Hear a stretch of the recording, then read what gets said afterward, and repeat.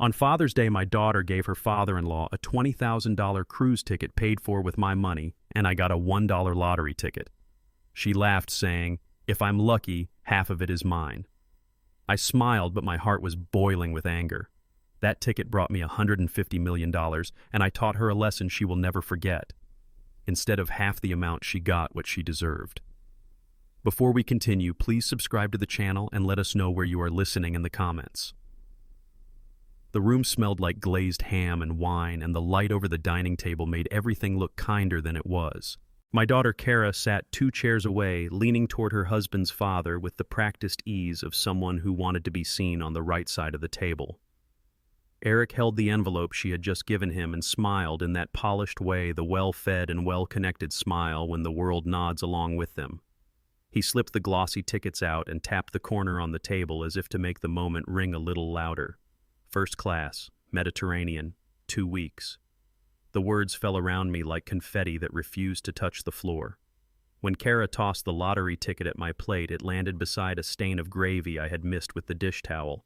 She said it playfully, "Half of it is mine if you win," and the laugh that followed had sugar on it and something sharp underneath. It made a little circle inside my chest, like a slow spin of a drill bit.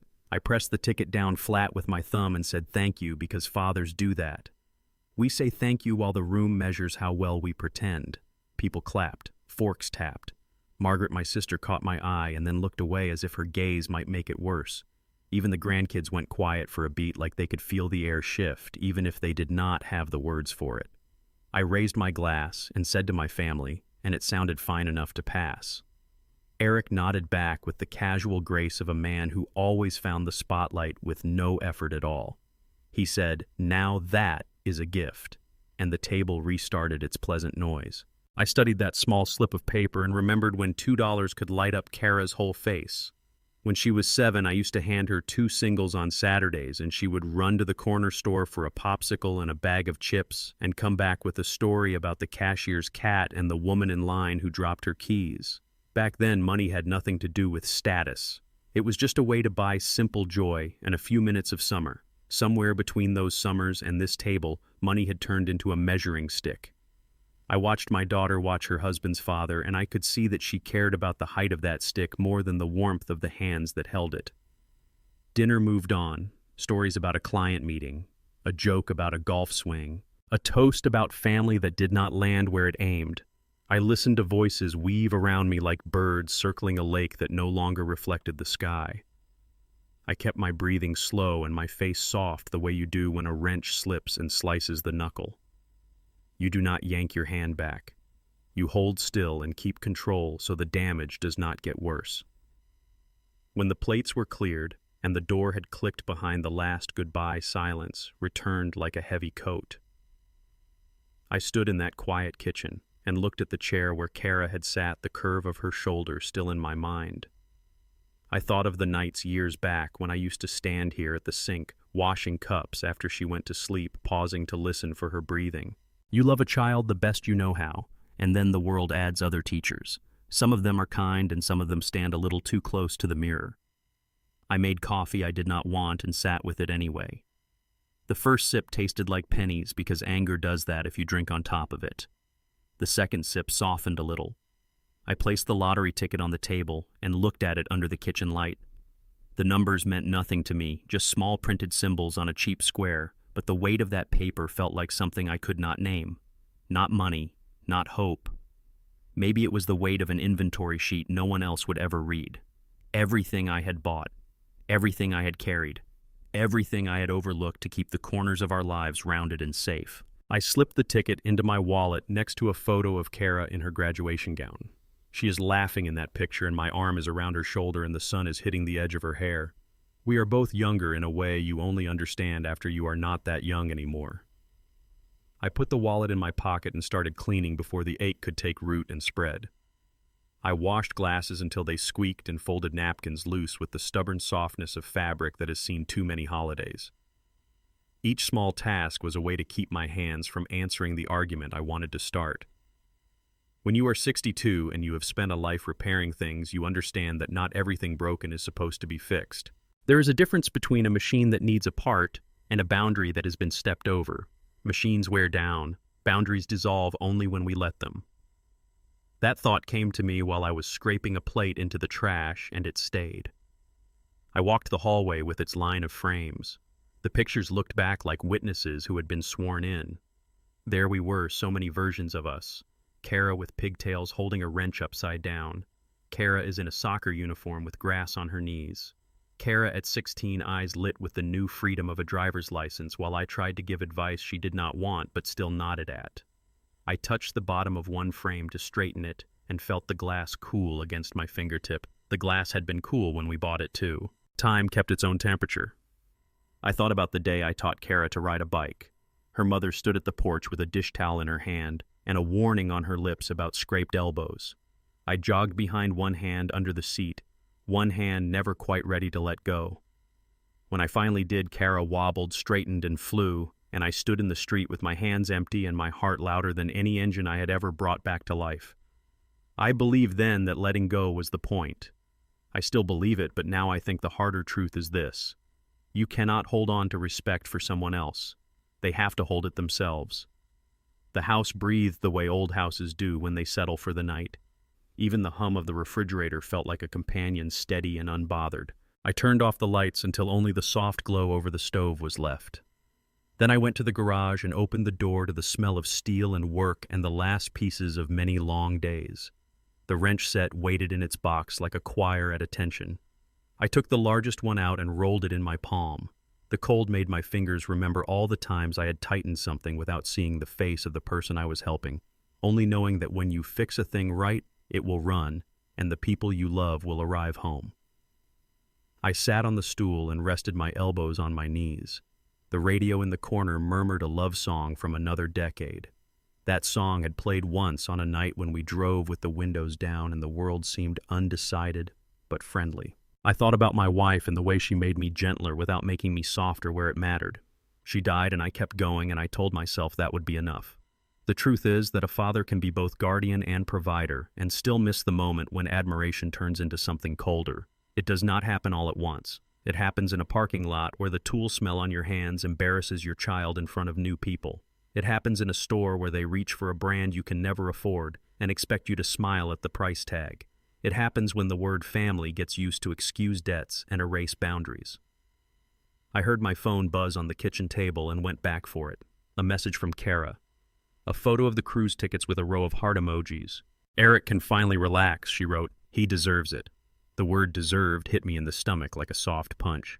Deserve used to mean worked for. Then it meant expected. Now it meant just because. I typed nothing and set the phone face down. Sometimes silence is the only answer that does not sell your dignity at a discount. The night thinned the way nights do when they are almost over, but not yet kind. I made my way to the bedroom, smoothing the comforter with a hand that wanted a different task. Sleep did not come easily. The laughter from the dinner kept replaying tinny and out of tune. I told myself to breathe. I told myself that I had done my job, and I told myself a new thing that felt like a stone placed where something hollow had been. Love should not require me to be small. When morning finally arrived, it did not arrive with trumpets. It arrived with the sun through the blinds and the sound of a neighbor's truck starting, and a lightness in the air that felt like the world had decided to allow me a new inch of space. I made coffee again and stood by the window while steam curled up and disappeared. Mrs. Patterson was watering her flowers across the street, her robe tied too loosely and her hair tucked behind one ear. She waved when she saw me, and I waved back, and everything about that wave reminded me that goodness still exists in ordinary houses. I sat at the table and opened my laptop to pay the water bill and check the balances the way I always do at the start of the week.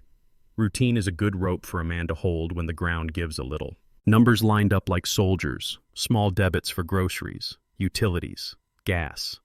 Then something I did not expect. A merchant name I recognized from the envelope Kara had handed to Eric. Premium Travel Services. The amount beside it sat there calm and exact. I felt a small click inside my chest as if a gear somewhere had finally met its tooth. I did not need to read it twice. The thought arrived without drama. She did not just laugh, she used my account. I leaned back and listened to the kitchen clock tell me the truth in seconds. Tick for the moment at the table. Tick for the secret charge. tick for the part of me that still wanted to explain it away because fathers are good at hoping. Then I leaned forward again and set my hands on the table the way I had set them on countless engines when it was time to stop guessing and start fixing. There is a kind of humiliation that feels like a stain. You can rub at it all you want and most people will not notice, but you will always know it is there. There is another kind that feels like an alarm. This was the second kind. The alarm did not blare. It simply refused to turn off. I stared at the charge and understood what the laughter had been hiding. The first betrayal always hides behind laughter because laughter makes it look like a misunderstanding. But numbers do not laugh. They do not pretend or comfort. They just point. I closed the laptop gently and let the room come back into focus. The mug on the table. The small scratch in the wood. The wallet in my pocket with the lottery ticket tucked beside a girl in a graduation cap who still loved the smell of a garage because it meant her father was near. I stood up and breathed in a slow circle, and the house felt a little different. Not safer, not friendlier, just honest. I think that is how a man begins to heal. He lets the rooms of his life tell the truth even when the truth goes quiet. I did not call Kara that instant. I did not rush or slam or break. I rinsed my cup and set it upside down to dry. I walked to the hallway and looked again at the line of photos. I said the words out loud in a voice that came from further down in me than most words do. You do not earn my love by respecting my wallet. You earn my respect by respecting me. It was not a speech. It was a reminder to myself of what I wanted to stand on when the phone finally rang and the next chapter began. Outside, a delivery truck grumbled past and left the smell of diesel hanging for a moment before it blew away. I pulled back the curtain and watched the street settle. In the reflections on the glass, I could see the kitchen clock behind me keeping time like it always had since the first day I hung it. It did not speed up for joy or slow down for pain. It just told me what minute I was living in and asked nothing in return. I found comfort in that. If the clock could keep moving, so could I, one honest second at a time. I once worked 16-hour days so she could go to college. Now she spends my savings to impress her husband's father. The thought hit me as I sat in the garage that afternoon, the air thick with dust and oil, the kind of air that never quite leaves your clothes no matter how many times you wash them. I had always loved this space. It was where noise made sense. The whir of a drill, the clank of a wrench, the hum of an engine coming back to life, it all meant progress, something moving forward. But that day, the silence inside the garage felt heavier than any engine block I had ever lifted. My hands rested on the old wooden workbench I had built 40 years ago when I first started fixing cars for a living. The surface was worn smooth in the middle, and dark at the edges, a map of every mistake and correction I had made across decades. My wrench set lay open beside me, each tool gleaming under the weak light coming through the window. I picked one up, the half-inch socket wrench, its handle cold and familiar. It fit my hand the same way it did when I was young, a perfect fit like the past refusing to let go. That wrench had paid for Kara's childhood. It had bought her textbooks, her dorm room, and her first laptop. It had built a bridge between the life I had and the one I wanted her to have. I used to joke that I raised her on motor oil and peanut butter sandwiches. There was truth in that. Back when her mother was still alive, things were hard, but we were a team. I would come home late, covered in grease, and she'd be at the kitchen table grading papers from the local high school where she taught. Kara would be sitting on the floor drawing with crayons, humming to herself. I'd watch them both, and no matter how tired I was, the sight of them made the exhaustion worth it. But when her mother got sick, everything shifted. Suddenly, I wasn't just fixing cars, I was fixing meals, fixing bills, fixing the pieces of a house that had lost its rhythm. After her mother passed, I tried to be both parents at once. I packed lunches, ironed uniforms, and made sure she never saw me cry at night. I thought if I kept things running, she'd still feel safe. And for a while, she did. She'd come home from school, hand me her report card, and I'd pretend not to notice that she was looking for her mother's approval in my eyes. I'd say, "Good job, honey," and she'd smile like she believed it. I remember one night vividly. The heater had gone out and we couldn't afford a repairman, so I brought a space heater into the garage and told her we'd camp out. I made hot chocolate on the stove and we sat together under a blanket watching our breath in the air. She asked if I was cold. I said no, and I wasn't lying. The warmth wasn't from the heater, it was from the weight of knowing that even in loss, we still had each other. When Kara turned 16, I taught her how to change the oil in her car. She laughed the whole time, complaining about the smell wiping her hands too often on the rag. But there was pride in her voice when she told her friends she learned it from her dad. I didn't realize then that pride was a fragile thing. It can grow or it can rot depending on what feeds it. Years later, when she left for college, the house felt like it had exhaled all at once.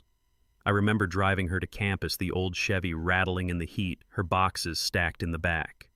She was quiet most of the ride, earbuds in, looking out the window. When we finally got there, she hugged me quickly, already half-turned toward her new world. I stood by the car a long time after she disappeared into the dorm. The wrench I kept in my pocket for luck felt heavier that day. The first few years were fine. She called often, sent photos of her new apartment, asked for help with bills, and I always said yes. It wasn't just money I was sending, it was reassurance, the message that her father still had her back. Love, I believed, was measured in what you were willing to give up without asking for it back. But something began to change after she graduated and met Eric. He was smooth, confident, and came from the kind of family that wore their names like medals. The first time I met him, I shook his hand and saw the kind of smile that had never known hard work. There's nothing wrong with success, but there's something dangerous about the kind of comfort that mistakes privilege for worth. At their engagement dinner, I noticed it for the first time, the look. A faint flicker of embarrassment crossed her face when I told a story about her childhood. It was a simple story about the time she'd helped me wash the car and accidentally dropped the sponge in the bucket of soapy water. Everyone laughed politely, but she didn't. She just smiled tightly like she wanted the topic to change. When I reached for my glass, I caught her whispering something to Eric. He laughed, and her eyes flicked to me with pity disguised as amusement. That was the moment something inside me shifted. It wasn't anger, not yet. It was the quiet realization that I was no longer part of the world she wanted to be seen in. I left that dinner early, saying I had work in the morning. When I got home, I sat in the garage and turned the wrench over and over in my hand. The same wrench that had once been my lifeline now felt like a relic. I kept hearing her laugh, polite, soft, practiced. There was distance in it, the kind that doesn't need miles. That night I learned something important. Pride can wear the mask of progress. When someone forgets where they came from, they don't announce it. They just stop mentioning you. As time passed, the calls got shorter. The visits became holidays, then birthdays, then occasional texts that started with, "Hey Dad, quick question." Always questions, never conversation. She'd ask about wiring, about old paperwork, about tax deductions. I answered them all because that's what fathers do. We help even when the help feels one-sided. I told myself it was love, but deep down I think it was habit. The habit of putting her needs before my dignity. One Sunday, years after that engagement dinner, I found myself back in the same garage fixing a neighbor's car. I wasn't doing it for money, just to keep busy. The air smelled like gasoline in spring. My hands worked on their own while my mind drifted to the past. Every bolt I tightened felt like a memory being fastened in place. And somewhere between the clicks of the ratchet, I realized something I hadn't dared to admit. I had taught Kara everything except how to value what isn't shiny. My wife had once told me that love is not about giving everything. It's about teaching someone what enough looks like. I thought about that now, about how I'd filled every gap with comfort, every silence with money, every fear with reassurance. I had never let her feel what it meant to stand on her own. I wanted her to have the life we couldn't afford, but I never considered that struggle itself had been my teacher. I looked around the garage, then the half-finished projects, the stains on the floor that no soap could erase, the wrench set I still kept in perfect order. Those tools weren't just for survival. They were proof of who I was. And suddenly I wondered what Kara kept of me. Did she remember the nights we fixed her first car, the smell of the garage, the laughter echoing off metal walls, or had those memories been replaced by boardrooms and fancy dinners, polished floors that never knew the sound of hard shoes and calloused hands? As the afternoon light faded, I sat on the stool and felt the ache of years catch up to me. Nostalgia has a way of making even the hardest memories feel soft around the edges, but that day they cut clean. The phone rang then, snapping me back.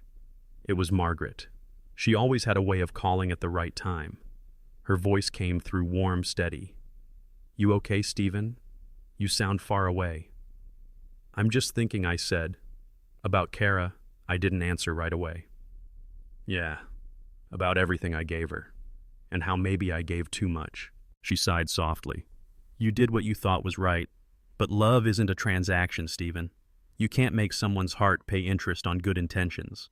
Her words sat in the air like a truth I'd heard before but hadn't accepted. After we hung up, I stayed in the garage for a long time. The wrench in my hand caught the light from the single bulb overhead, and I thought about how things survive.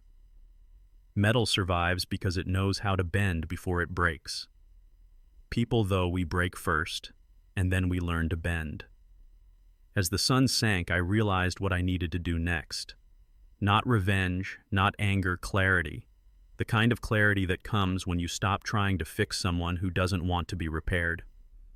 I looked down at my hands again, the same hands that had built, mended, and carried. They were rough and lined, yes, but they were mine. I thought about the difference between shame and regret. Shame keeps you stuck. Regret can still teach you something if you let it. That night, as I turned off the garage light, I whispered to myself a line that would guide everything that came next. When pride replaces gratitude, love begins to rot quietly. I had ignored the smell for years, but now, standing in the dark, I could finally sense it clearly. The trick wasn't to air it out, it was to step away and start breathing clean again. The next morning, my coffee went cold before I reached the line that froze my heart. Premium travel services. $20, $684. The numbers glowed on the screen in a clean white font, detached and unapologetic. I read them again just to be sure, tracing each digit like it might change if I stared long enough. It didn't. It just sat there, steady as truth always is, once it stops pretending. I leaned back in my chair and let out a breath I hadn't realized I'd been holding. There's a particular kind of silence that comes after betrayal. It doesn't crash. It settles like dust on a forgotten shelf. The morning light filtered through the blinds, cutting the room into stripes. I could smell the faint bitterness of the coffee, the same kind I'd brewed for years, cheap but strong. The mug left a ring on the wooden table, and for a moment I focused on that instead of what I'd just seen. It's strange how your mind grabs at small things when something big breaks. It's like it's trying to buy time before the truth finishes walking in. I clicked through the rest of the statement: utilities, groceries, gas, and then that one line again. Premium travel services. The date was 2 days before Father's Day, the day she'd smiled across the table pretending to surprise her husband's father with the cruise I had unknowingly paid for. I rubbed my temples, the skin rough beneath my fingertips. My daughter had access to that account years ago, back when I added her name in case of emergencies. I never took it off. It was one of those things you forget to fix because you trust the person too much to imagine they'd ever use it against you. And that's the danger of quiet trust. It doesn't announce when it's dying. It just fades until one day you realize it's gone. I scrolled again as if maybe it wasn't her. Maybe it was a mistake. Maybe someone had hacked the account, but deep down I knew. The timing, the amount, the travel agency name, it all lined up too perfectly. I sat there staring at the screen and thought about all the small ways love blinds you. We spend decades believing that patience and giving are enough to keep people kind. I thought about how many times I'd told her, use the card if you ever need anything. I didn't think anything would one day mean dignity. The clock on the wall ticked like a metronome for my thoughts. I reached for my phone and hesitated. Calling her meant crossing a line that couldn't be uncrossed. But sometimes silence is its own kind of betrayal. I took a deep breath and dialed. She picked up after the second ring, her voice light and distracted. Hey, Dad, how's it going? I swallowed hard before speaking. I'm fine, just looking at my bank statement. There was a pause, then a soft, like she didn't know where this was heading. I kept my tone even. I saw a charge, premium travel services. $20, $684 silence stretched across the line. I could hear her breathing the faint hum of background noise, maybe a TV, maybe laughter from somewhere else. Oh, that, she said finally, her voice careful, light as glass. Yeah, I used the old account. It was easier. I didn't think it'd matter. Didn't think it'd matter. The words hit harder than the number itself. That's a lot of money, Kara. She sighed like I was making a big deal out of something small. Dad, it's family money. You always said what's yours is mine. I stopped her gently. I said that when you were 9 and asked for ice cream, not when you were 34 and using my retirement savings to impress someone else's father. Her tone sharpened. You're overreacting. It was a gift. For family. Whose family? I asked quietly. She didn't answer right away. Then with a small laugh that didn't reach her voice, she said, "You sound so dramatic. I'll transfer it back when I can." That was the moment something shifted. Not anger, not shouting, just an unshakable stillness. The kind that comes when you realize the person you raise now talks to you like a bill collector. "Kara," I said softly, "you didn't steal money. You stole meaning." "What?" "You took something that used to make me proud, working hard, saving, giving, and turned it into a joke." She exhaled sharply. "Dad, you're twisting this. It was just convenient. Eric's parents have been so generous with us. It was the least we could do." I closed my eyes, rubbing the bridge of my nose. I could picture her saying it, standing in that spotless kitchen of hers, expensive countertops, sunlight streaming in, not realizing how small her words sounded. "I'll let you go," she said quickly. "We'll figure it out later." "Okay?" "No," I said. "We'll figure it out now." She fell quiet. "Kara, when you were little, you'd come home from school with drawings, stick figures of us holding hands. You'd show me and ask if it looked real, and I'd tell you it did, because love was supposed to make things look better than they were. But now I think love's supposed to make things clear, not blurry." "Dad, this isn't about love, it's about money," she snapped. "Exactly," I said. "That's what makes it worse." She sighed again. "You're making me feel guilty for doing something nice." "Doing something nice with someone else's sacrifice doesn't make it kindness," I said. "It makes it a decoration." There was another silence, this one sharper. When she spoke again, her voice had that tightness people get when they think they're being judged. "Dad, I'm sorry if it upset you." "Okay, I'll send you the money when I can. You can't pay back what that cost," I said quietly. Before she could respond, I ended the call. My thumb hovered over the screen for a moment, before I set the phone face down on the table. The coffee beside me had gone cold. The bitterness filled my mouth when I took a sip anyway. I looked at the numbers again on the laptop screen, glowing steady, almost smug. It's funny how betrayal doesn't need words. Sometimes it just hides in arithmetic. I got up and walked to the window. Outside, the day was moving on like nothing had happened. Kids were biking down the street, the mailman was making his rounds, and Mrs. Patterson was pruning her roses. The world keeps turning even when yours takes a pause. I think that's the hardest part of growing older. You learn that heartbreak doesn't stop traffic, it just makes you walk slower. I went back to the garage. The smell of oil greeted me like an old friend.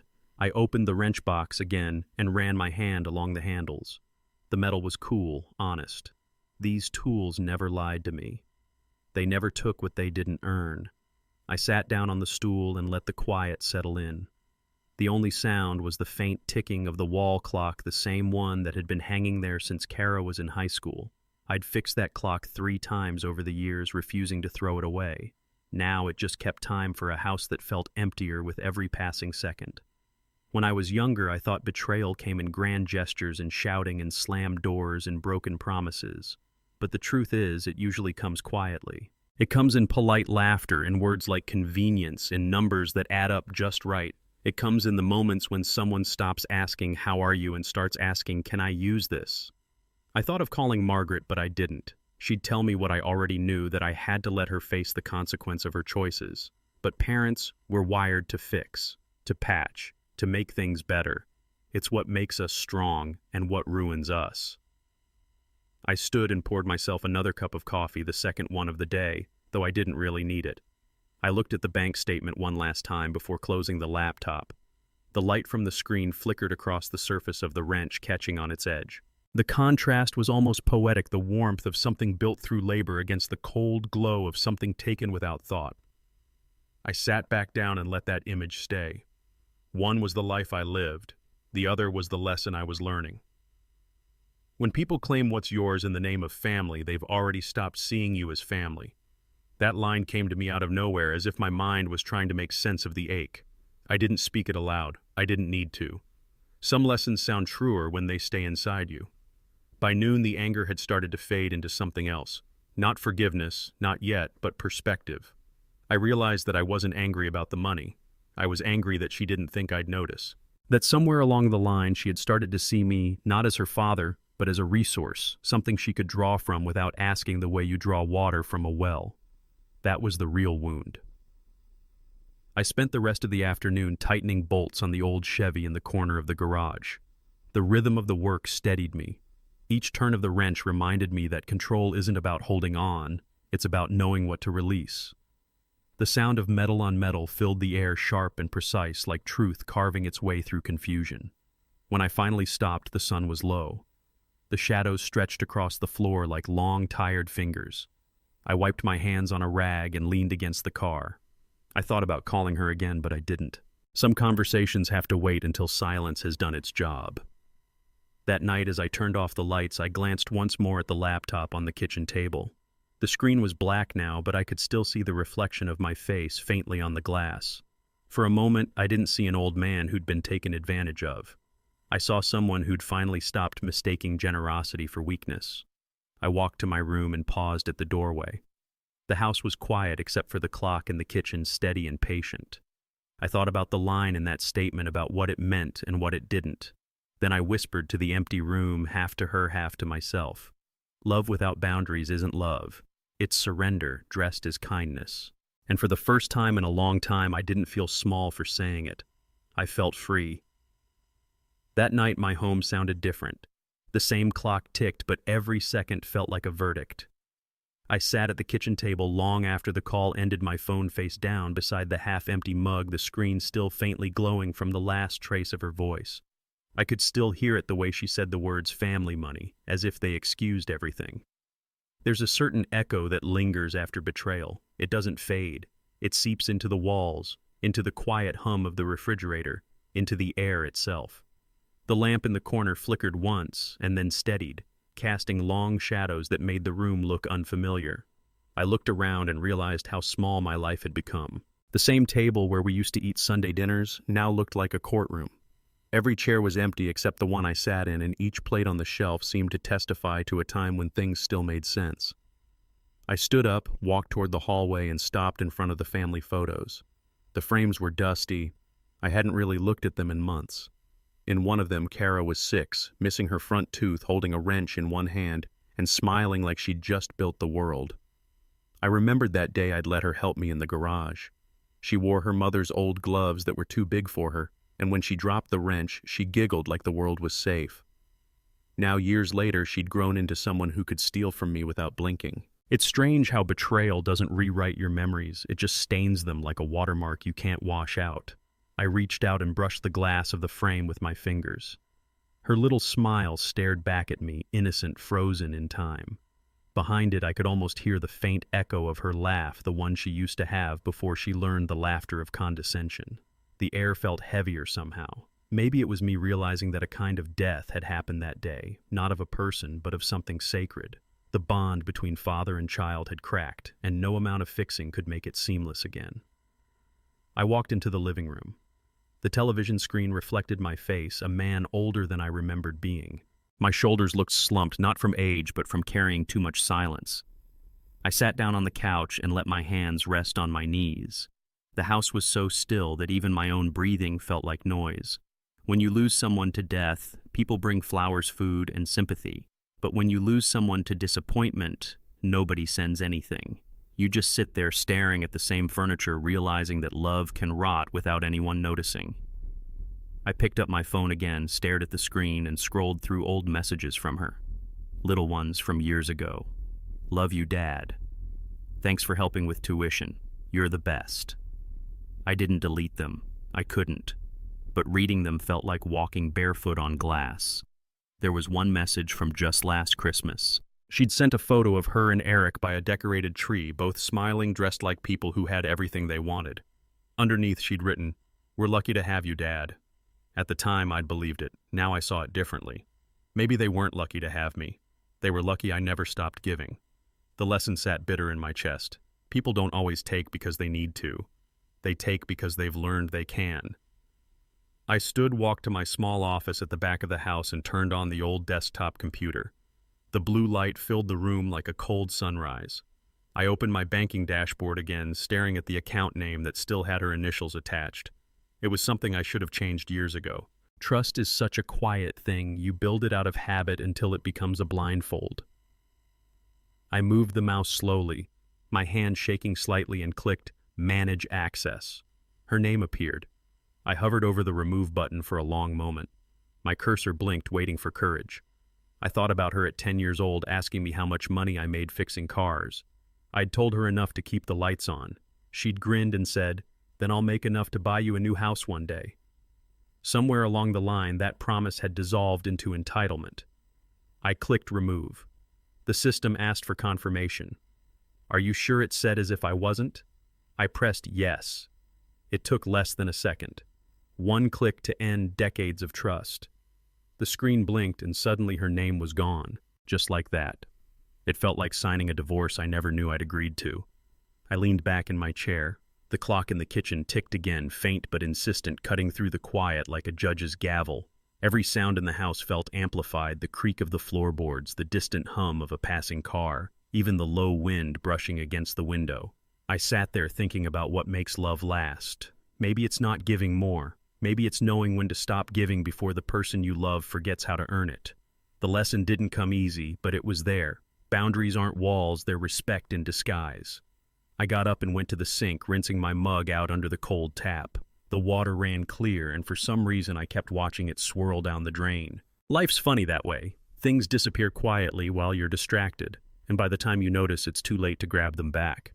I turned off the tap, wiped my hands on a towel, and leaned against the counter. The kitchen felt too clean, too ordered. I used to love that about it. Now it just looked like no one lived there.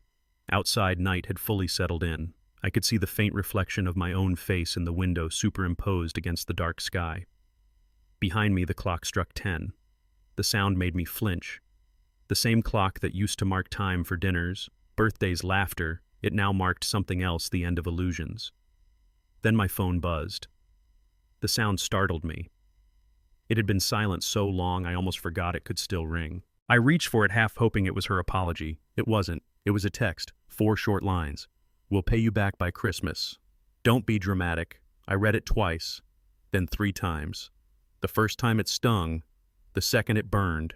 By the third, it just hurt. That's the thing about small sentences, they carry the weight of entire histories when spoken by someone you love. I set the phone down slowly on the counter, face up this time. I didn't reply. Some words don't deserve an echo. I walked back into the living room and sat again. The TV remote lay next to me, but I didn't turn it on. I just listened. The silence had texture now, thick like fog. I could almost hear the house breathing. It was an old house built with my hands and stubbornness, painted and repaired too many times to count. It held memories in its walls. Birthdays, laughter, arguments, dinners, forgiveness. And now it held something else, clarity. I leaned my head back against the couch, eyes tracing the ceiling lines. It's strange how quiet teaches you the things noise hides. Sitting there, I realized something I'd never wanted to admit. I hadn't just lost my daughter that day. I'd lost the illusion that I still mattered to her in the same way. And sometimes losing illusions is the first real step toward freedom. The next morning came with gray light slipping through the curtains. I woke early, the kind of where the world is still deciding whether to wake or not. I brewed a new pot of coffee, watched it fill the carafe, and thought about the word family. It used to mean something warm, something sacred. Now it felt more like an agreement that could be canceled at any time. I sat by the kitchen window as the first car passed by outside. Life was moving on already. That's what life does, it keeps walking while you're still standing in yesterday. I took a sip of the coffee and looked at the phone on the table. The message was still there, glowing faintly. "We'll pay you back by Christmas. Don't be dramatic." Maybe she really believed that. Maybe in her mind this was just a misunderstanding, something to fix with money. But you can't buy back respect once it's gone. You can't refund the cost of dignity.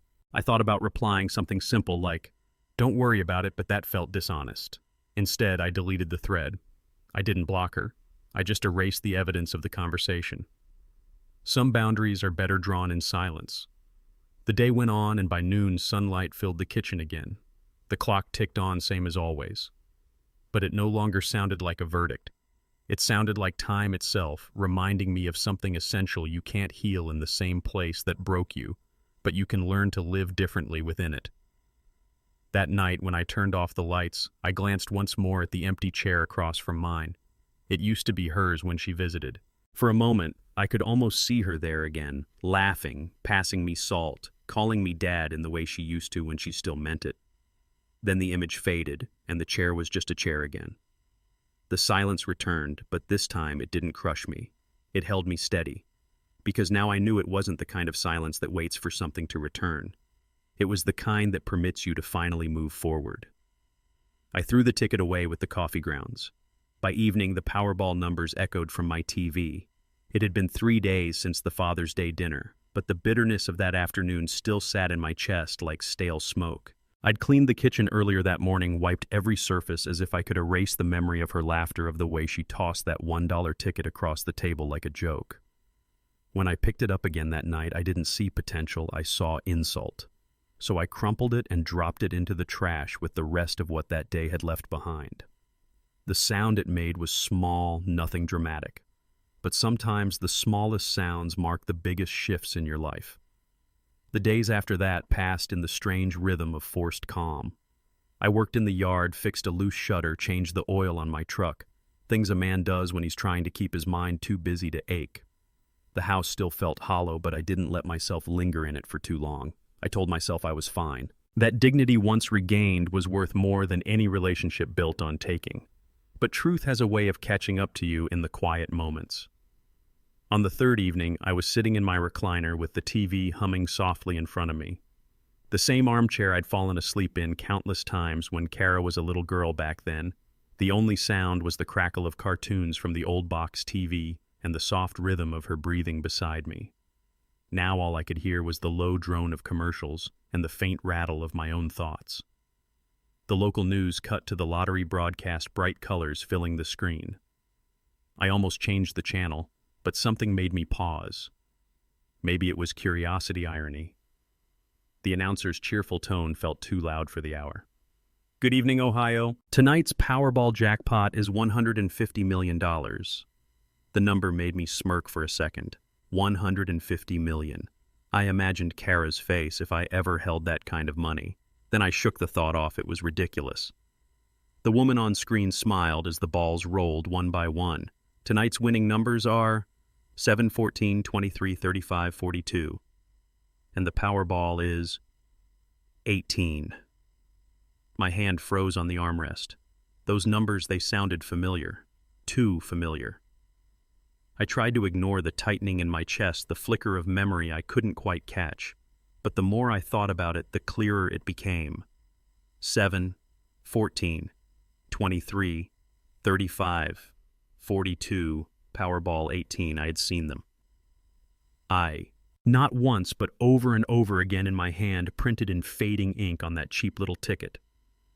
I sat up straighter, the sound of my own heartbeat louder than the television. It couldn't be. I was sure it couldn't. Still, I got up, walked to the kitchen, and stood over the trash can. The smell of coffee grounds and yesterday's dinner hit me as I opened the lid. My hands hesitated above it. I almost closed it again. Then I reached in.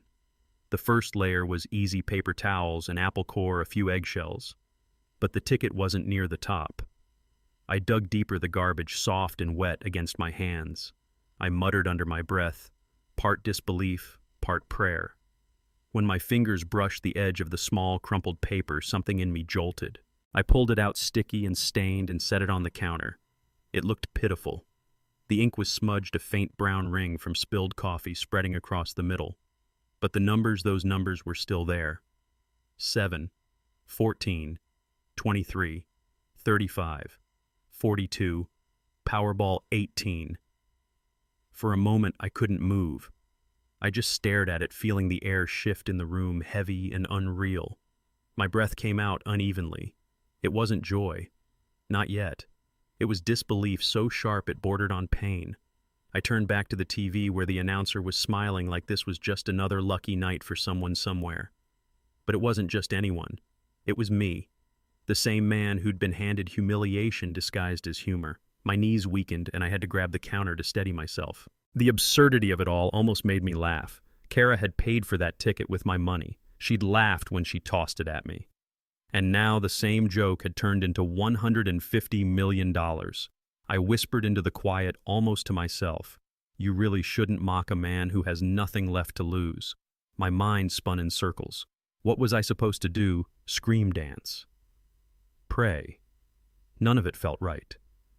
Instead, I sat down at the kitchen table ticket laid out in front of me and just stared at it as if it might change back into what it was before, a symbol of insult, not irony. Then I laughed. A small, cracked sound filled the room like static. Life has a cruel sense of humor sometimes. It teaches lessons the hard way, but it always finds balance in its own time. I opened my laptop, fingers trembling slightly as I typed Powerball official numbers into the search bar. The same sequence flashed across the screen, clear and undeniable. I compared them one by one. 7, 14, 23, 35, 42, Powerball 18, perfect match. I leaned back in my chair, feeling the weight of 40 years of work, of sacrifice, of disappointment, all compressing into this single absurd moment. I thought of the nights I'd worked late under the fluorescent lights of the garage, my back aching, my hands black with grease, telling myself it would all be worth it one day because I was building something for her. And now, in some cosmic twist, the universe had handed it all back to me, not as a reward, but as a reckoning. The house was silent except for the ticking of that kitchen clock again. I looked at it, and for the first time it didn't sound like a verdict. It sounded like a possibility. I picked up the ticket carefully, as if it might break, and held it up to the light. It wasn't the money that shook me, it was what it represented. Proof that sometimes the world doesn't forget. That every humiliation, every injustice, every act of silent endurance leaves a mark somewhere waiting for the right moment to surface. My phone buzzed on the counter, breaking the spell. A text from Margaret, my sister. "You okay, Steve? Haven't heard from you since the dinner." I looked at the screen for a long time before typing back, "I'm fine. Just cleaning up a bit." She replied with a heart emoji and a simple, "Good. You deserve some peace." Peace. The word lingered in my head. I folded the ticket, careful not to tear the fragile paper, and slid it into an empty envelope. I wrote "Keep" on the front with a pen and tucked it into the drawer beside the sink. When I finally turned off the TV, the room fell into quiet again. But it wasn't the same silence that had filled my house before. It felt charged, alive, almost compassionate. I sat there for a while, staring at my own reflection in the dark window. I looked older, yes, but maybe also lighter. The anger I'd been carrying for days started to shift into something else. Not forgiveness, not yet, but understanding. Life doesn't always punish cruelty. It just has a way of showing people who they've become. As I stood to turn out the kitchen light, I glanced once more at the drawer where the envelope lay. A smile ghosted across my face. Kara's voice echoed in my memory. "If I'm lucky, half of it is mine." I shook my head slowly. She'd gotten the numbers wrong. I walked to the hallway, pausing again by the family photos. Her picture looked different now. The same smile, the same innocence, but I saw something new behind it, the beginning of the distance that had grown between us, the slow corrosion of gratitude. I whispered, "Maybe this is how it evens out." Then I switched off the light. That night, I didn't sleep much. I sat by the window watching the faint streetlights flicker across the road, listening to the distant hum of the world outside. My hands rested quietly in my lap, still remembering the feel of that small, coffee-stained ticket. It was almost poetic the way something worthless could become priceless in a blink. I thought about everything it meant. How one careless gesture, one moment of arrogance had rewritten both our lives. How fate sometimes waits in silence, watching patient as stone until the lesson is ready to be delivered. And I realized something else: wealth doesn't always come in the form of money. Sometimes it's the moment you finally see the truth. The moment you stop begging to be seen and start living with your eyes open. As dawn began to rise, I felt a calm I hadn't known in years. The world outside was still the same, but something inside me had shifted. The man who went to bed that night wasn't the same one who'd been humiliated days ago. That man was gone. The next step would come later: verification, the claim, the public noise of it all. But for now, in the dim light of a quiet morning, I just sat there listening to the clock and let myself feel what I'd never allowed before: Not anger, not revenge, just the quiet justice of knowing that sometimes life gives back in the same currency it was taken. The moment the news broke, her car screeched into my driveway. I heard the tires before I saw her, an angry, urgent sound that didn't belong in this quiet street. I didn't move from my seat at the kitchen table. The morning paper lay open in front of me, but I wasn't reading it. The envelope stamped Ohio Lottery Commission sat neatly beside my coffee cup, the weight of truth resting silently on the table. Through the window, I saw her silver sedan jerk to a stop, the engine still running. She slammed the door hard enough to make the wind chime rattle. When she appeared in the doorway, her hair was wind-tossed, her sunglasses pushed up carelessly, and her expression carved in fury. I could still see the headline from the paper, "Mystery Winner Claims $150 million Powerball." My name wasn't printed, but I knew how fast rumors travel. "Half of it is mine," she said before her feet even crossed the threshold. Not a greeting, not a question, a claim. I stayed seated. The coffee in my cup had gone cold, but I lifted it anyway, more to steady my hand than to drink. Her voice filled the house, bouncing off the walls like an echo I didn't ask for. I waited for the noise to settle before I spoke. "You drove fast, Kara. You could have called." She ignored the words. Her heels clicked across the floor as she strode toward me, her perfume arriving before she did. "You saw the news, right? The ticket I gave you. The winning ticket. You haven't said anything yet because you know it's true." She was trembling, but not from fear, from adrenaline. There's a kind of desperation that sounds like confidence when you say it loud enough. I nodded toward the envelope beside me. "I already verified the ticket. It's mine." Her laugh came sharp, the kind meant to dismiss rather than amuse. "Don't play games, Dad." Everyone at dinner heard me say, "If I'm lucky, half is mine." It's not just a joke anymore. That's a verbal agreement. I looked at her carefully. The little girl who once cried when her bike chain slipped was long gone. This woman standing in front of me wore her entitlement like armor. "Kara, that was a joke." "It wasn't," she snapped, cutting me off. "You're twisting things now. You're trying to take advantage of me." I leaned back in my chair, the old wood creaking beneath me. "Take advantage of you. You used my bank account to buy that ticket." Her jaw tightened. "I don't see why that matters. You never cared about the money before. It's family money, you said so yourself." I didn't answer right away. The silence made her restless. She folded her arms, shifting her weight like she was waiting for me to flinch. But I didn't. Finally, I said, "Family money doesn't mean free money. It means shared responsibility, shared respect. When you took without asking, you broke that."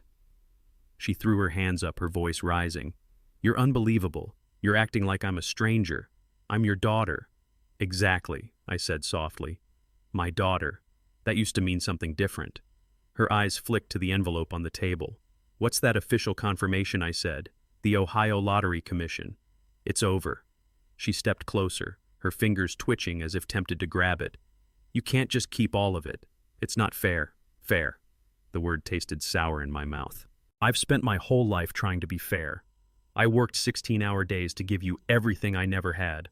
I saved when I could have spent. I trusted when I should have questioned. Now, for once, life has been fair to me." "That's not what I meant," she muttered. "Then what did you mean, Kara?" Her lips pressed together, the color fading from her face. She took a breath and looked straight at me. "I'm saying we both deserve it. You wouldn't even have that ticket if it weren't for me." There it was, the word that revealed everything. Deserve. I realized in that moment that she wasn't fighting for justice. She was fighting for validation. "You're right," I said, and she blinked, surprised. "You did buy the ticket." And I threw it away. I paused, letting the truth sit between us. "If you thought it was worth anything, you would have kept it." Her face flushed red. "You're twisting this," she said again, her voice shaking now. "That ticket was a gift, a family thing. A gift belongs to the person it's given to," I said quietly. She shook her head, pacing now, anger rising to cover fear. "I'll sue you," she said suddenly. "If you think you can cheat me out of what's mine, I'll take it to court. You can't just erase me from the story." I didn't move. She expected me to shout, to argue, to fight fire with fire. But I'd learned something in all my years. Nothing burns faster than pride when you try to feed it more anger. I stood slowly, the chair scraping softly against the floor. My voice stayed calm. You can do what you think is right. But remember, this truth doesn't need defending. It just waits. Her breath caught. I could see the confusion flicker in her eyes, the uncertainty she was trying to bury under bravado. But it was there for just a second. She turned away, gripping her phone tightly. You'll regret this. I don't think so. I could see her reflection in the window as she started typing furiously. I didn't need to ask what she was doing. The world had taught her that if you couldn't win in private, you take the battle public. Minutes later, my phone buzzed on the counter. Notifications alerts her name flashing across my screen. A post. The caption read, "My own father stole my lottery ticket." A picture of me, one from last Christmas where I looked serious and tired. She wrote about betrayal, greed, and how some people value money over family. I stared at it for a long moment, then I set the phone down. There's a peculiar kind of pain that comes from being misrepresented by someone who knows the truth. It's not the words themselves that hurt, it's knowing they came from a voice that once called you dad. I walked to the window. Outside, the same street I'd lived on for 30 years looked unchanged. Neighbors were watering their lawns, kids were riding bikes, and the mailman made his usual rounds. The world hadn't shifted just because mine had. Behind me, Kara's voice cracked through the air again. You think people will believe you over me? She was shaking now, her fury starting to sound like panic. I'm not the one who's been bitter for years. I'm not the one who sits in this old house pretending I'm still important. I turned back to her. For the first time that morning, I smiled. You're right, I said. I'm not important to you anymore. That's why I can finally breathe. She blinked, unprepared for calm. There's a quiet kind of victory in not needing to win. I'd learned that from life. Sometimes walking away is the only argument that holds up in the court of conscience. You've changed, she said, her voice dropping to a whisper. I haven't, I replied. You just stopped recognizing the parts of me that didn't serve you. She stood there, caught between anger and confusion. I could almost see the child she used to be flickering beneath the mask of pride. For a brief moment, she looked like she might cry, but instead she turned toward the door. As she left, her reflection passed over the framed photo of her graduation. She didn't look at it. The door slammed behind her and silence poured back into the house. I exhaled slowly and sat down again. The envelope still sat where I'd left it, untouched, honest. I looked at it not with triumph, but with something quieter, understanding maybe. The phone buzzed again. Messages from friends, from neighbors, some curious, some cautious. Her post was spreading. I didn't answer any of them. I turned the phone face down, the screen light fading into darkness. For a long time, I just sat there listening to the ticking of the clock. It sounded steady, even gentle, as if time itself was reminding me that the truth doesn't rush, it endures. I thought about what she'd said, that I'd changed. Maybe she was right, but change isn't always betrayal. Sometimes it's survival. Outside, the late morning light stretched across the yard. I took the envelope, slid it into a drawer, and closed it quietly. Some battles don't need to be fought. They simply need to be witnessed. In that moment, I realized something that stayed with me long after that day. When the truth threatens those who live by lies, they'll call your honesty cruelty. But that's their burden, not yours. I looked around my kitchen, the same room where humiliation once lived, and felt something shift. The air was still, the coffee cold, the silence complete. But for the first time, that silence didn't feel empty, it felt earned. By sunrise, I was trending on Facebook as a thief in my own story. I didn't need to check my phone to know it. The calls, the messages, the unread notifications piling up like evidence against me told me enough. In the span of one night, I had gone from invisible to infamous.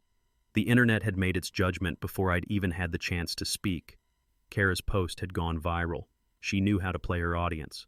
A photo of me, one taken last Christmas, wearing that red sweater she'd bought me years ago. The same one she'd once called cozy. Now it was a prop, part of her narrative. Underneath, her caption read, "My father stole my lottery ticket. He's pretending it was his all along. I don't know who he is anymore." 1,000 likes, hundreds of comments, words thrown like stones. What kind of man steals from his own daughter? She deserves that money. It was her gift. Some people get greedy when they're old. Old, greedy, dishonest. 3 words that clung to me like smoke. I didn't respond. I couldn't. There's no point arguing with a crowd that's already decided who you are. Every reply, every explanation would only feed the fire. So I sat in my kitchen, the same place where truth had first found its voice, and I listened to the silence between notifications. The quiet was louder than the noise online. By mid-morning, the whispers had already made their way beyond screens. At the grocery store, people looked at me longer than usual. A woman I'd known for 20 years nodded politely but avoided my eyes. When I passed the cafe downtown, two men lowered their voices as I walked by. I could feel it, the weight of their speculation pressing against my back. The town I'd spent my life in suddenly felt foreign. Familiar streets had turned into corridors of judgment. Every friendly face had become a potential juror. It's strange how quickly people trade facts for feelings when gossip gives them a story to hold. At home, my sister Margaret called. Her voice trembled between sympathy and confusion. "Stephen, I saw Kara's post. Tell me it's not true." "It's not," I said simply. She hesitated. The silence that followed was longer than I expected. I could almost hear her thinking on the other end, balancing her love for me against the noise she'd read online. "You have to understand," she said softly. "It looks bad. She said you threw her gift away, that you only claimed it after she told you the numbers had won." "That's not what happened," I replied, my voice calm but tired. "Then explain it to me, Stephen. Help me understand." I closed my eyes for a moment, feeling the ache of exhaustion settle deep in my chest. "Kara used my money to buy that ticket," I said slowly. She laughed when she gave it to me. "It was never meant to be serious. I threw it away because to her it was a joke. When I found it again, it was worth $150 million. Now she wants half of something she mocked." Margaret was silent for a long time. When she finally spoke, her voice had changed. "I just don't understand why she would lie. Neither do I." She sighed. "Maybe it's not lying. Maybe she really believes it." That thought stayed with me long after the call ended. Maybe she did believe it. Maybe that was the worst part. There's a kind of delusion that comes from entitlement. It convinces you that whatever you want must be right, and whoever disagrees must be wrong. By noon, local gossip pages had picked up the story. Small-town mechanic hoards winnings from daughter's gift. They used my old Facebook photo, me standing in front of my garage, a faded sign behind me that read Woods Auto Repairs. I looked harmless in that picture. Maybe that made it easier for them to paint me as guilty. The comments poured in faster now, strangers dissecting my character like they'd known me all their lives. One wrote, "This man is proof that money changes people." Another added, "She should sue him. Parents think they can get away with anything." It's strange how people can take a few sentences and build a monster out of them. They didn't know me. They didn't know that I still fixed cars for free for neighbors who couldn't afford repairs, that I still sent Christmas cards to people I hadn't seen in years. None of that mattered. What mattered was the story that got the most clicks. By late afternoon, the local news station had called. I didn't pick up. They left a voicemail anyway, asking for my comment on the family dispute gaining online attention. I deleted it without listening twice. I thought about taking a walk, but the idea of being seen made my stomach tighten. So I stayed inside. The blinds are half drawn. The clock is ticking. The day stretched endlessly between accusation and defense. That night, I scrolled through Kara's post again. It had doubled in shares. Eric, her husband, had added his own version, a post about watching greed destroy a family. His tone was polished, careful, as if rehearsed for a courtroom he hadn't yet entered. He wrote, "Sometimes the people we trust most betray us when money is involved. My wife and I are devastated." It was the kind of statement that makes liars sound like victims. I stared at their faces in the photos, smiling, sympathetic, believable. I knew what the world saw, a loving couple wronged by an ungrateful father. The narrative was perfect, and me, I was silent on the other side of the screen. I turned the phone off and went to the garage. The smell of oil and metal greeted me like an old friend. My tools lay exactly where I'd left them, a small sanctuary untouched by lies. I picked up the same wrench I'd used for years, its handle smooth from repetition. There's a comfort in things that don't change their shape no matter how hard you grip them. As I wiped the grease off my hands, I thought about something my father once told me when I was young. He said, "A man's reputation isn't what people say when he's in the room. It's what they believe when he's not." At the time, I didn't understand. Now I did. The world believes whatever makes them feel something. The truth is quieter. It waits for the noise to die down. Days passed like that. The noise didn't die, it grew. Reporters showed up at the end of my driveway, once snapping photos from their car. A neighbor sent me a text saying she'd seen a segment on the local evening news. My mailbox is filled with letters, some supportive, most not. I didn't open them. Then one morning I went to the cafe where I'd always had breakfast. The waitress Mary set my plate down gently and whispered, "Don't take it to heart, Stephen. People talk." Her kindness almost broke me. I looked around. A few tables away, a couple stared at me whispering. One of them had the same Facebook post pulled up on their phone. My photo, my daughter's words, my story retold without me. That's when it hit me. Not the shame, but the absurdity. The way a lifetime of decency could be erased in a few taps on a screen. The same world that ignored your good deeds will remember your mistakes, even if they aren't real. I finished my coffee, left a generous tip, and walked out into the cold. The air was sharp, but it cleared my head. I realized that sometimes silence isn't surrender, it's self-preservation. Not every truth needs defending. Some truths simply outlive lies. When I got home, my phone buzzed again. A message from Margaret. "I'm sorry for doubting you. I know who you are. I always have." That one sentence was enough. It reminded me that even when the world turns its back, there are still people who see through the noise.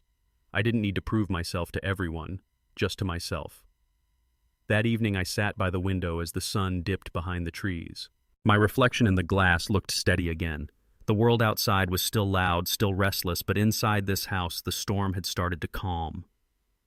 The photo of me in that Christmas sweater was still circulating online, used by strangers as evidence of a story they didn't understand. But to me it had become something else entirely. A reminder that even when your image is twisted, your character doesn't have to bend with it. As the night grew quiet, I whispered to myself more truth than prayer. Reputation is a fragile thing until truth learns to stand up on its own. And in that stillness, I realized something simple but powerful. Lies are loud because they're afraid. Truth doesn't raise its voice because it knows how to wait. The man who cleared my name wasn't family, but he shared my generation's code honor. The message came just after dawn, while the town was still rubbing sleep from its eyes, and the internet still hissed with last night's judgment. A number I didn't recognize lit up my phone. I almost ignored it. Then I picked up, tired of hiding from voices.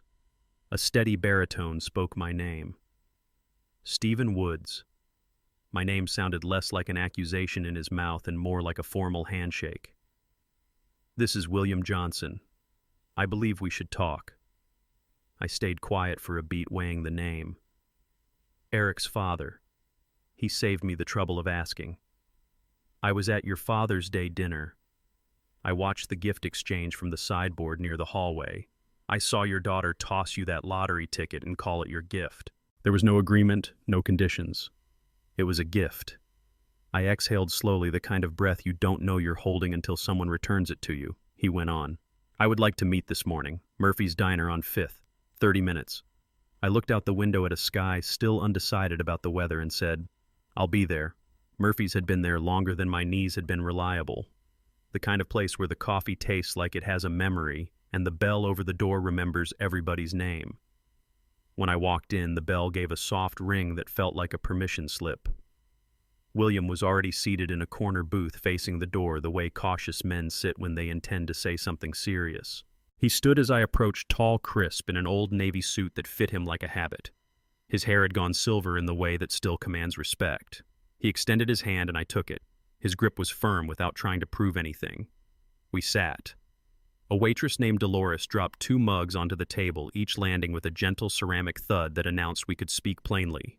The steam climbed and curled like a question mark that already knew the answer. He wrapped both hands around his cup without drinking. "I saw what your daughter posted," he said. "I saw what my son shared. I'm ashamed to admit he amplified it." He paused as if to sort the next words with care.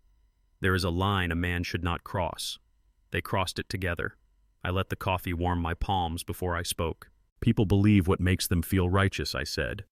"Facts don't stand a chance against a story that flatters someone's sense of grievance." His eyes were steady. "Then we give them a better story. Not louder, truer." We sat in the quiet that comes when two men of similar mileage recognize the same map of disappointments. He cleared his throat. On Father's Day, I was in the hallway when she tossed you the ticket. I heard her laugh. I heard the half is mine bit.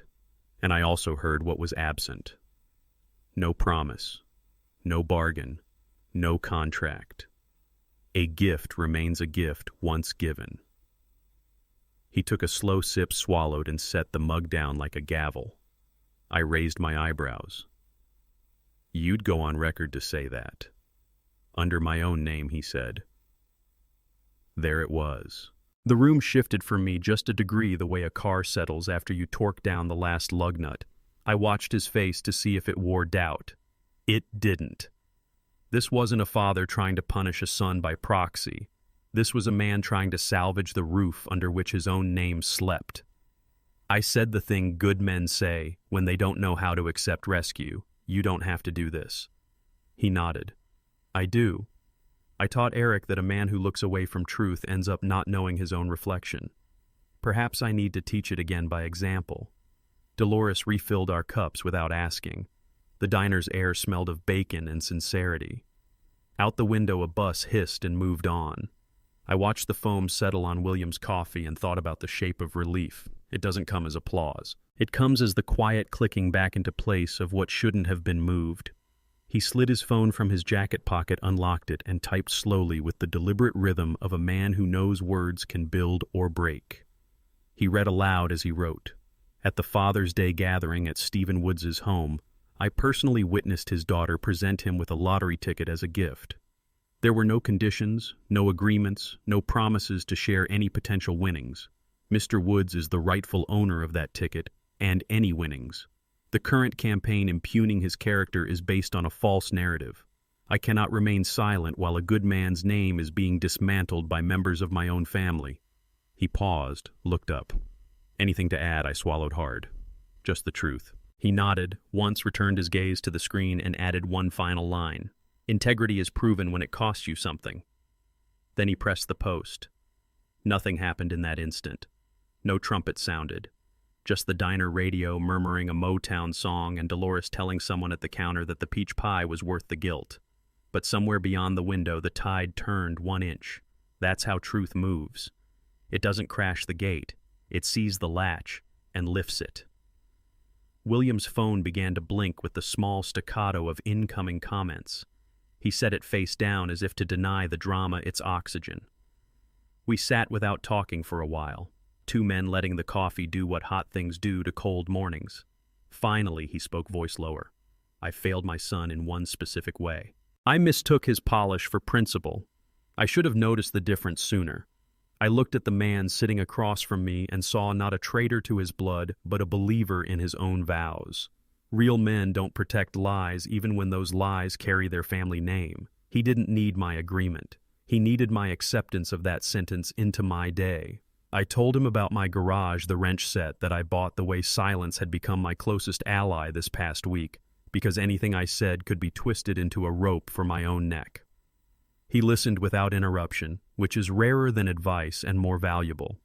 He told me about the first time he saw his son step past truth, and how he shrugged then, thinking it was a boy's swagger that would settle with age. It didn't. He wished that regret aloud without asking me to absolve him. In that booth, honor didn't raise its voice. It simply refused to blink. My phone, forgotten in my pocket, buzzed once, then again, then in an odd rhythm that felt like the town changing its mind. I didn't reach for it. I watched a couple at the next table pry open a tiny creamer, watched a trucker at the counter fold a paper map like it still had authority. Life kept doing what life does while two men tried to repair a small part of it. At last, William turned his phone face up and slid it to me. Read if you want to. The screen showed comments from names the town recognized. Lawyers, business owners, a pastor who ran the food bank. People who used to share golf photos with Eric now wrote things like, "Thank you for clarifying, and I knew this didn't sound like Stephen and witness statements matter." A few pushed back uneasy with a father calling out his son. William replied to one of them with a line so simple it would not accept debate. I am not calling out my son, I am calling up my conscience. I felt heat behind my eyes and looked down at the mug before anything spilled. The ceramic had a chip near the lip, a small imperfection that made it mine. I traced it with my thumb. Bitter truth served hot. I would remember that mug long after the comments cooled. Phones around town hummed in kitchens and on job sites.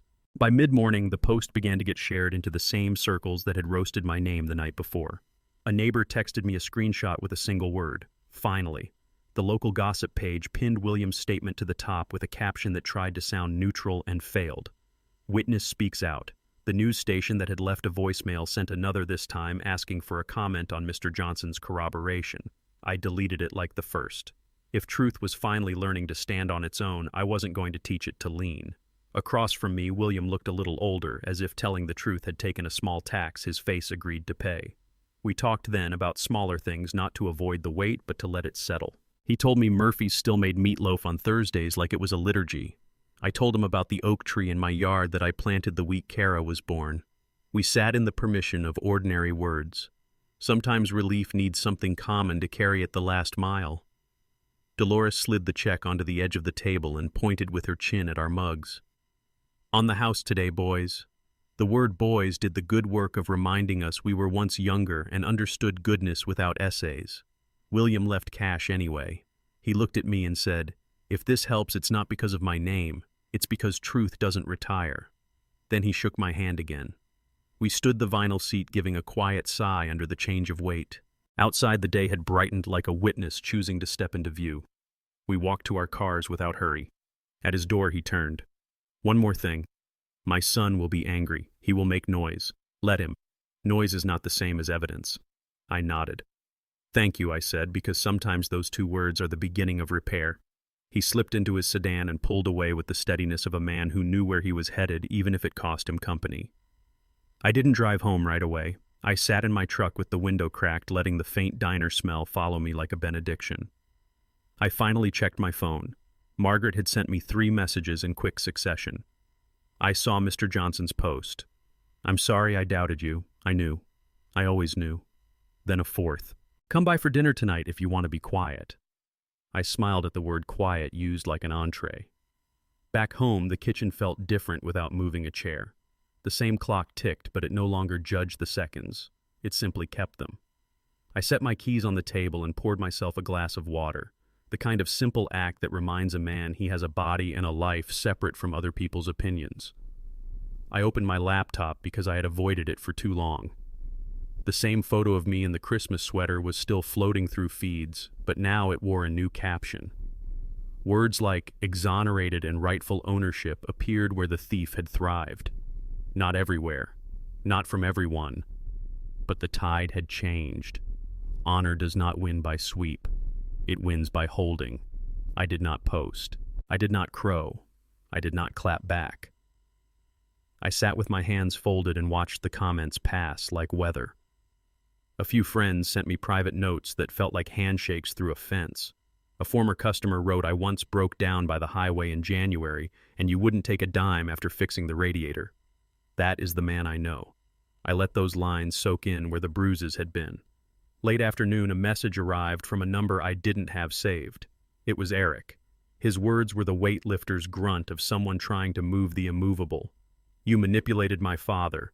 You've turned him against his own son. Return to a private settlement and this goes away." I reread the text and set the phone down.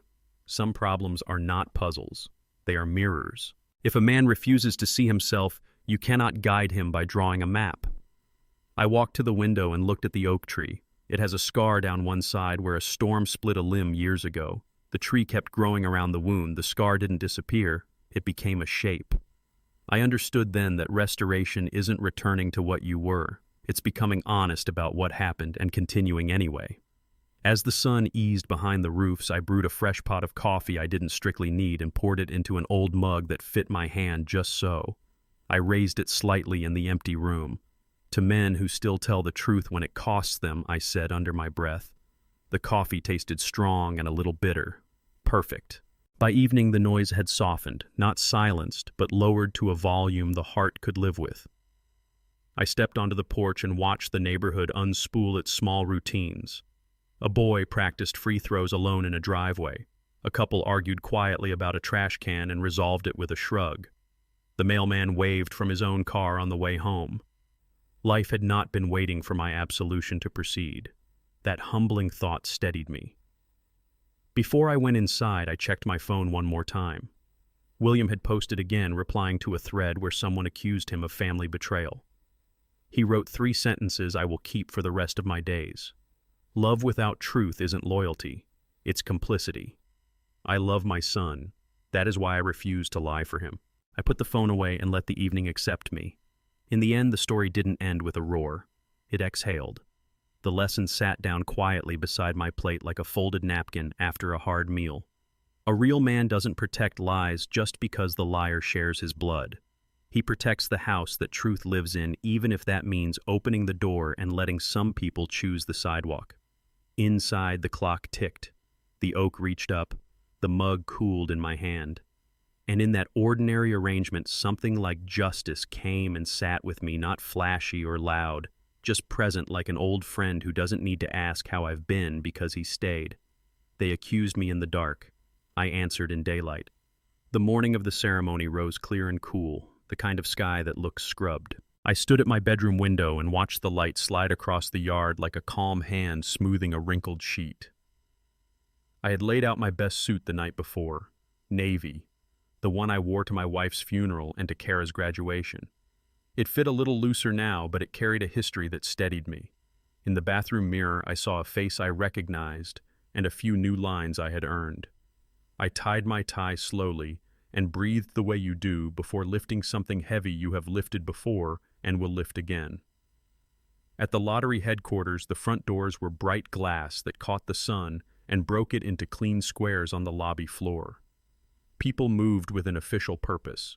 Cameras waited on tripods. A row of microphones bristled on a stand like flowers that had learned to listen. A woman from the commission with kind eyes and a name that fit the calm in her voice met me at the entrance. Janet led me through a hallway that smelled like paper and new paint. We passed a framed collage of past winners holding oversized checks with names printed in letters larger than they had ever seen before. I wondered what stories those faces told when the cameras went home. She guided me into a bright room with a backdrop repeating the lottery logo. The stage felt both theatrical and bureaucratic. Under the lights, the oversized check leaned on an easel. My name had been carefully spelled. The number sat there as if it had always been waiting for me. I did not feel rich. I felt correct, which is not the same thing but sometimes better. People began to file in. Media, staffers. A few members of the public had heard and wanted to see a man go from rumor to reality. I could feel the current of curiosity in the air. Not hostile, not friendly, more like weather about to choose between rain and sun. Janet touched my elbow and murmured that we would start soon. My hands were steady, my heart was quiet. I thought of the wrench in my garage and how it had never once lied to me about its purpose. When the ceremony began, the room clicked into order. Lights rose a notch, cameras pointed. Janet introduced me as the winner of the Powerball. She spoke of verification and processes completed and the timeline from discovery to today.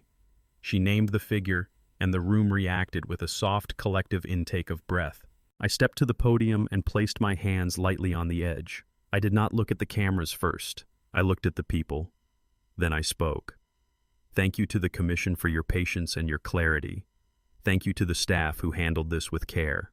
I am a retired mechanic. I have spent my life fixing things that move people from one place to another. Today, I am grateful to stand still long enough to say this plainly. The ticket was a gift. It was given to me publicly. I threw it away because it was given as a joke. I found it again. I verified it. And I brought it here. I paused. The room was listening for facts and for something deeper. The thing beneath facts that either rings or does not. I continued, I want the truth to stand up on its own today. William Johnson was present on the day the ticket was given. He saw it. He heard it. He has already spoken. I am not here to argue. I am here to receive what is rightfully mine and to live with it in a way that honors the work that brought me this far. The first question started. A reporter with quick eyes asked if I planned to share the money with my family. I answered evenly. I believe generosity is only generosity when it is not demanded. I will help where help does not reward harm. Another asked about the online accusations. I said the line I had practiced once alone at my kitchen table. Lies are loud because they are afraid. Truth is patient because it is sure. Before the next question, I heard it, the sound of heels hurrying down a hall. Then a voice I knew too well carried ahead of the body that made it. The doors opened. Kara stepped in breath-sharp anger gleaming like polished metal. Eric walked behind her at first with a face that tried to look composed. Cameras tilted as if pulled by a tide. I felt my spine lengthen. I did not turn away. She moved to the front and pointed at me with the certainty of someone who thinks volume is proof. That ticket was mine. She said it loud enough to clip the edges off her words. You are stealing from your own daughter. You cannot stand here and pretend this is righteous. No one moved to stop her immediately. The room needed to see what daylight looked like. I did not reach for the microphone. I did not raise my voice. I let the silence form a place for my answer to land. Kara, I said, so it would be clear I was speaking to a person and not a storm. The ticket was a gift. A gift belongs to the person who receives it. There were no conditions given. A witness has said so. The commission has recorded the facts. I have answered in private and in public. I cannot answer you with anything more than I already have. I will not argue with you inside the house where truth lives. She laughed. The sound was brittle. She turned to the cameras and repeated the story she had built like scaffolding around her pride. She spoke of reverse elder abuse and verbal agreements and a father who had chosen money over love. I watched faces in the crowd. Some looked uncertain. Some looked tired. A few looked angry, but not at me.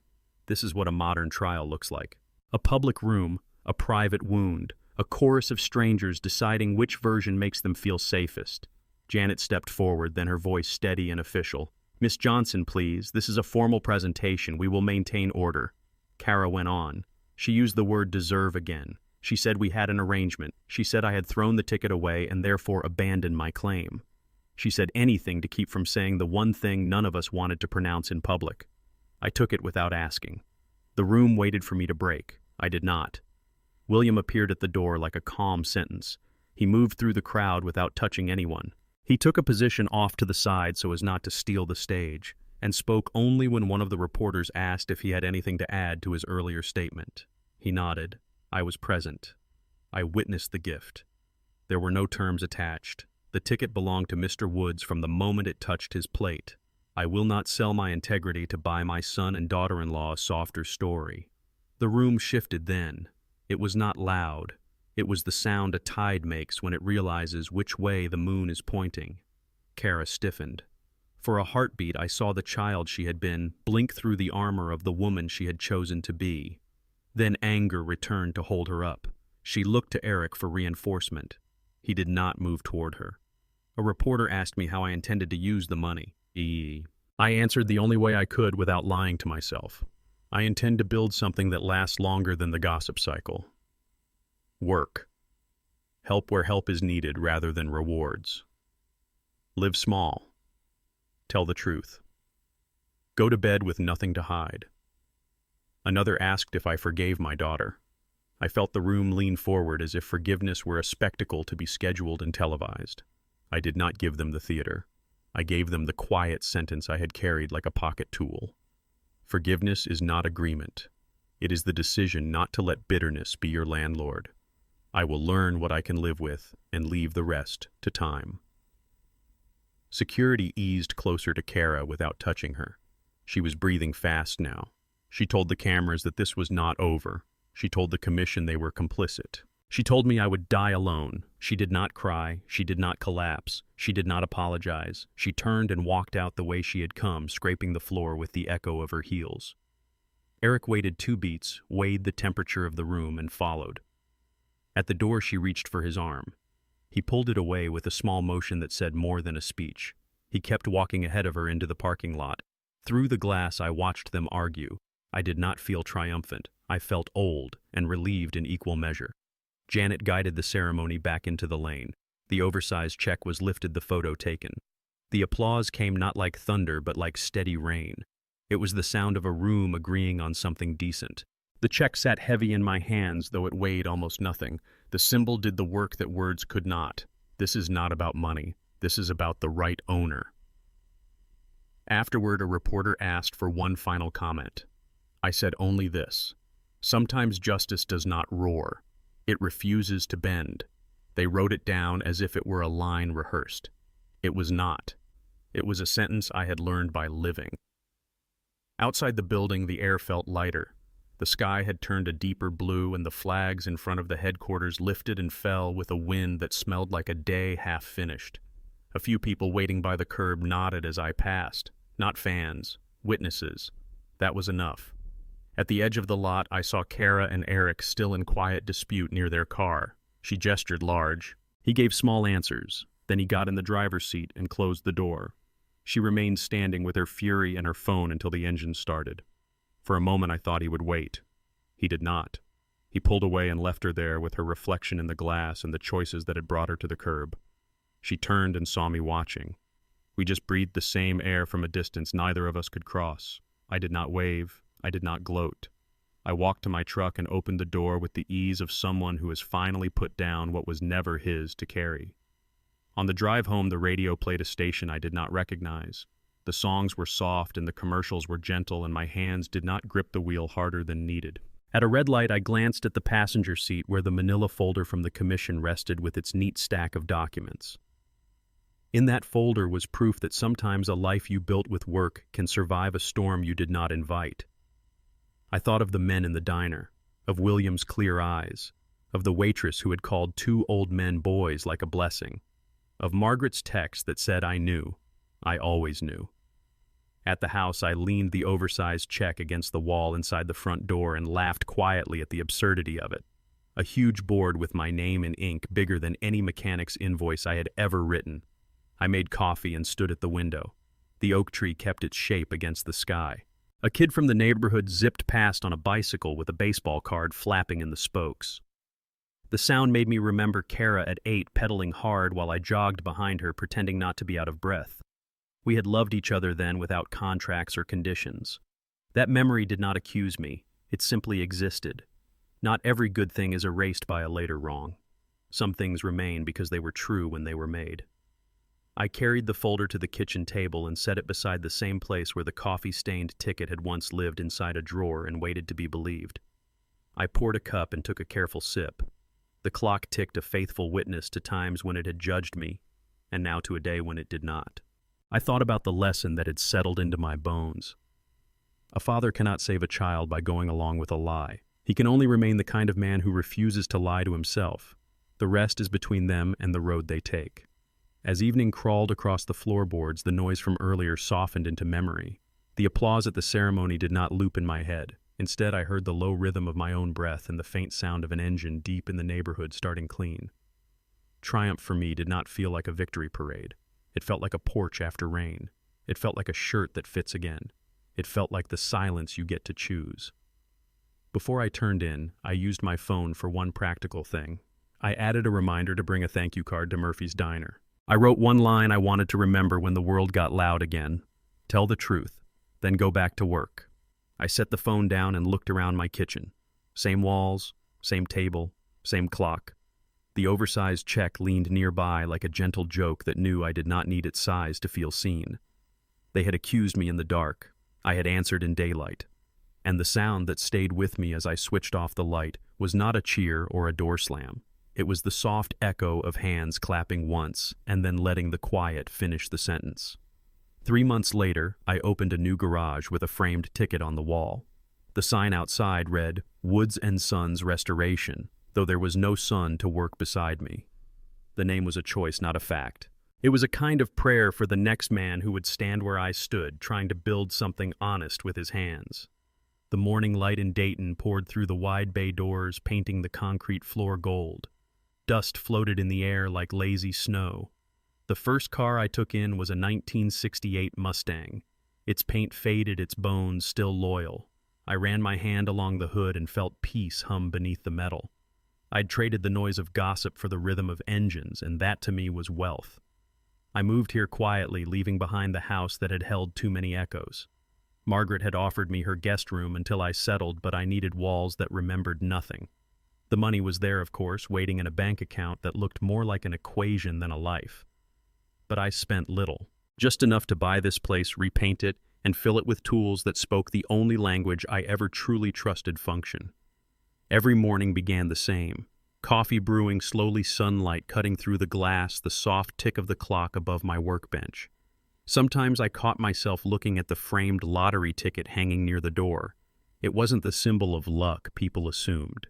To me, it was proof of survival, an artifact from a life I had outgrown but still respected for teaching me. It was coffee-stained, creased, and perfectly imperfect. The caption under the glass read, "The Price of Awakening." People in Dayton didn't know my story. They just knew me as the older guy who fixed cars like he was tuning a memory. It suited me fine. Most of them never asked questions, but now and then someone would pause to study that ticket. They'd tilt their head and say, "That's not real, is it?" I'd smile and answer, "It's as real as you need it to be." Then I'd hand them their keys, wipe my hands, and move on. The garage became more than a shop. It became a place for other men who were starting over. Veterans, divorced fathers, one man who'd lost his son to addiction and didn't know how to fill the hours. I paid them more than I had to and listened more than I spoke. A few weeks later, with help from a local lawyer, I started the Woods Foundation scholarships for single fathers who needed trade school tuition. It wasn't charity. It was a way to balance the scale between what life takes and what it gives back if you let it. One afternoon near closing time, the sound of tires on gravel pulled me from under the Mustang's hood. I wiped my hands on a rag and stepped outside. The sun was setting low, turning the sky into copper. A silver SUV rolled up. I knew the car before I knew the driver. It was Kara's. For a moment I thought she might just pass by, maybe taking a wrong turn, but the engine stopped. She sat there a long while before opening the door. She looked different, thinner, tired, as though pride had been eating her from the inside. I didn't move. I just waited, letting the silence choose its side. She finally walked toward me, her steps unsure. "Dad," she said softly. The word trembled as if it didn't know where to land. I didn't answer right away. Not because I was angry, but because I wanted to measure what forgiveness felt like before offering it. She looked around the garage, scanning the space that smelled of oil, metal, and time. "You did this," she said almost to herself. "Yes." She nodded, eyes fixed on the floor. "I heard about the foundation. The papers called it remarkable. You're helping people again." "Helping keeps me steady," I said. Her lip quivered. I thought she might cry, but she swallowed it back. "I came to ask you something. Eric's gone. He left a few weeks after the ceremony. He said he needed a woman who wasn't at war with herself." She laughed quietly, bitterly. "I guess that means I lost more than money." I said nothing. Silence can sometimes be the only fair response. She took a breath, then looked up. "I've been struggling, Dad. Jake's school fees, the mortgage, everything's falling apart. I didn't come to beg, but I don't know what else to do." Her voice broke on the last word. For a second, I saw her as she once was, the little girl with scraped knees who'd once run to me after a storm, convinced the thunder would never end. I wiped my hands again, mostly to give them something to do. Inside, I felt the tug between compassion and caution, two forces that rarely speak the same language. "Come inside," I said quietly. We sat at my work table. She glanced at the framed ticket on the wall. "That's the one, isn't it?" "It is." She smiled faintly. "I used to think that ticket ruined everything." "No," I said. "It just revealed what was already cracked." She stared at me, waiting for blame that didn't come. I didn't give it. After a long silence, she whispered, "I was wrong. I let people tell me stories about what I deserved instead of asking myself what I'd earned." "That's a hard lesson," I said. "But it lasts." She nodded, eyes glistening. "I don't expect you to forgive me. Forgiveness isn't something you ask for, Kara. It's something you permit yourself to receive." Her hands shook slightly as she reached into her bag. She pulled out a small photograph and set it on the table. Jake, smiling with missing teeth, is holding a soccer ball. "He asks about you," she said. "He remembers the toy cars you gave him. I think he misses you." I looked at the photo for a long moment. The light caught the edge of it, turning the corner gold. I wanted to say something simple like, Tell him I miss him too, but words like that carry weight when you're not sure what comes after them. She stood up slowly. I won't keep you. I just needed you to know I'm trying to change. I thought maybe one day you might visit. Maybe one day, I said. She hesitated at the door, her fingers tracing the edge of the workbench. When she finally left, I stayed where I was. After the sound of her car faded, I noticed the photo still lying on the table. No note, no signature, just Jake's grin. I picked it up, brushed the dust from the corner, and looked toward the framed ticket. 2 pieces of paper worlds apart in value, yet both reminders of how fragile and stubborn love can be. I slid the photo under the glass of the frame beside the ticket. Now the symbol was complete, not of money, but of cost and consequence wound and repair. Later that night, I closed the shop and stepped outside. The air was cool and full of quiet. Across the street, the diner's neon sign flickered in and out, the hum steady like a heartbeat. I thought about William Johnson, about Margaret, about the men who worked beside me now, about all the lives still running on half-tanks hoping for a little mercy. The stars came out one by one, indifferent but constant. I sat on the porch bench with a cup of coffee, letting the steam curl into the night. Somewhere in the distance, a train horn sounded a low, lingering note that always makes you feel both alone and connected. I thought of Kara driving back to whatever new version of her life waited.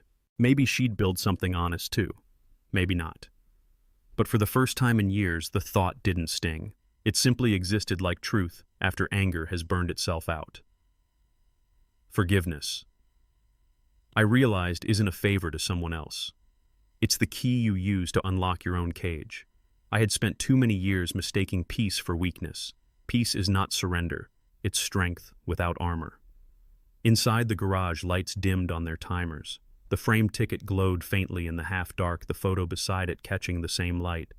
I felt something settle inside me. Not joy, not sadness, just stillness. Sometimes I wonder how many people walk past their own redemption because it doesn't look grand enough. We wait for miracles while ignoring the mercy of small, quiet endings. The next morning, I arrived early. The sun had barely cleared the horizon, but the garage was already breathing alive with the smell of oil and promise. I ran my hand along the Mustang's hood. The metal was cool, patient. I thought about how fixing things isn't about making them new. It's about making them work again with the marks of the past still showing. I brewed another pot of coffee the way I always did and took a seat beneath the framed ticket.